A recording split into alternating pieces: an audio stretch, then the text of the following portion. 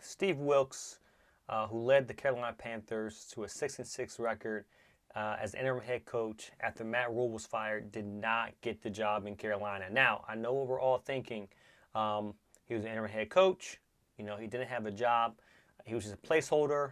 Long term, they don't see things with him. But this just goes to the continued black coaching carousel that doesn't happen for black coaches in this league.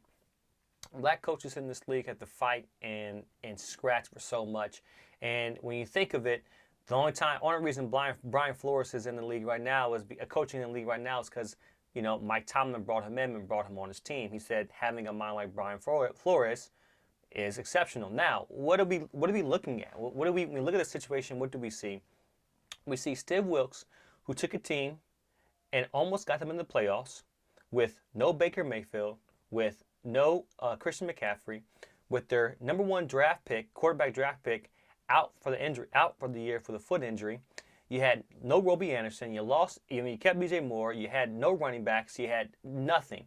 And this Carolina Panthers team, no one counted them in. When Matt Rule left the Carolina Panthers, we expected this Carolina Panthers team to be competing for a draft pick, but instead they were competing to win the division. And they beat multiple teams throughout the regular season, but it just goes to show, no matter what more could have Steve Wilks done with what he had. You know, black coaches get in situations where they have to work with less, and they're on a short leash, just like Lovie Smith. I was saying this last week. Black coaches are on a short leash. Now, nothing against Frank Reich. I think Frank Reich has a good chance to be a good coach in this league, maybe because he'll get chances. A good chance to have maybe a reputable coach in this league. But when he went to Indianapolis, he had a fresh Andrew Luck. He was equipped with everything he needed to be successful. And when he was with Philadelphia, he was our old coordinator. I loved him. We did great things. I think we had the personnel that worked right, the recipe that did work right. A lot of that, I think, attributes to Dougie P as well, too. But he went to Indianapolis as his mastermind. And what did they do in 4 seasons? They had two playoff visits in 4 seasons. If I go to Frank Reich's record, he had 2 playoff visits in 5 seasons, or 5.5 because he got fired. He was 40-33 overall, 1 playoff win, 2 playoff losses, and most recently 9-8 and 3-5-1. Of course, he got hired by Carolina. But he got 4 years with a solid team, and he did nothing with it, right? And then now he gets another opportunity in Carolina. What do you think he's going to do? What do you think the players are going to do? What do you think the players think after what they've done with Steve Wilks? But just like Cliff Kingsbury, just like Matt Rule himself, coming from college, these college masterminds. And I'm interested to see what happens with these the four-headed coaches that in the NFC. Kyle Shanahan, Matt LaFleur, Cliff Kingsbury, and Sean McVay. Sean McVay is the only one that has a Super Bowl. They did everything they could with them, and after the season they were nothing. But what more does a black coach have to do in this league to get any type of credibility? It's treacherous. The 2 black coaches didn't.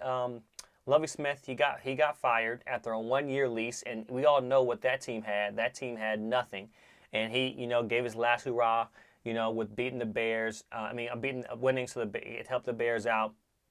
But literally, when you think of it, the NFL, it's a short leash, and you can't blame the NFL. Now, I want to correct this. You don't blame the NFL. You blame the owners. The owners do not see long-term success with black coaches, right? And we talked about this before. The owners just feel more comfortable with white coaches. They resonate well with them. They can talk with them, buddy up with him. And these black coaches come from a different mold. Steve Wilks came from Savannah State. His first head coaching job was Savannah State. Of course, he played at App State, North Carolina bred, played at App State. Now he's coaching. He was coaching for played at App State, coached for Savannah State, which is HBCU, and then he now be coached for the Panthers. Ideally, that's a great guy you want. You get a hometown guy coaching your team, and the team rallied around him. He won 6 games with that team. And you guys probably can't name 3 stars on the offense. Right? That team's starting quarterback at the end of the season was Sam Darnold, which we all thought and we all knew was washed. So what his attorney is finally realizing, hey, black coaches are treated disrespectfully. You can't tell, like I said before, you can't tell an owner to hire a black coach. That's their team, and they're not going to do it. So until the owners change, which is, we don't see that anytime soon, we're going to continue the same exact thing. You can implement the Rooney Rule. You can implement all these things, but as long as the owners own the team, they can say who they hire and who they don't hire. And whenever they do hire someone, it's always just okay, 1-year lease, right? And Mike Tomlin's fortunate enough to be the staple coach in this league, to stay this long. And the support that he gets in Pittsburgh is great. The support he gets from the fans is great because he's exceptional there. The guy has not had a losing season since he's been in Pittsburgh. Some of the best coaches can't say that ever who coach the game. So, I think if you stick around with some of these black head coaches who can rally around these guys, especially Lovie Smith, who brought a team to a Super Bowl with Rex Grossman. I think there's a lot more to say about black coaches in this league.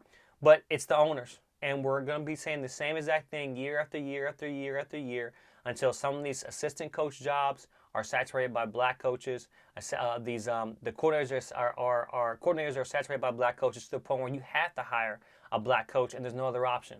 So we'll see if that happens first. If the owners start outright hiring black coaches, or the black coaches, because a lot of these coaches are players. NFL 65-70% African American male. So a lot of these jobs will go right back to these black players if they get into coaching. And they work up the ladder, which a lot of them do. What's going to happen first?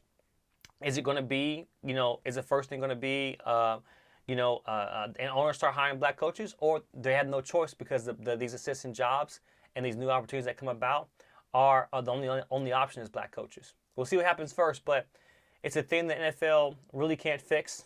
It's an owner's league, like I said before, with Kaepernick. It's an owner's league.